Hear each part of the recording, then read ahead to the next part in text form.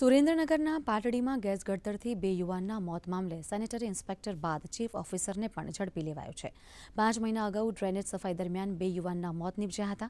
આ ઘટનામાં કોન્ટ્રાક્ટરની પોલીસે અટક કરી હતી, જ્યારે અન્ય 2 આરોપીમાં ચીફ ઓફિસર અને સેનેટરી ઇન્સ્પેક્ટર ફરાર હતા। જ્યારે 3 દિવસ અગાઉ સેનેટરી અટકાયત કરાઈ હતી, જ્યારે ફરાર ચીફ ઓફિસરની પણ અટકાયત કરી લેવાઈ છે।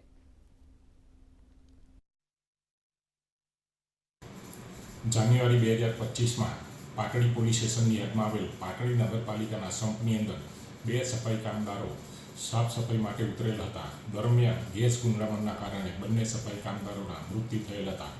જે અનુસંધાને તાત્કાલિક પાટડી પોલીસ સ્ટેશનની અંદર એટ્રોસિટી એક્ટ BNSની કલમ તેમજ મેન્યુઅલ સ્કેવેન્જર્સ એક્ટની કલમો મુજબ ગુનો દાખલ કરવામાં આવેલ અને તાત્કાલિક પાટડી નગરપાલિકાની અંદર કામ કરતા કોન્ટ્રાક્ટરને અટક કરવામાં આવેલ અને તેના વિરુદ્ધમાં ચાર્જશીટ કરવામાં આવેલ।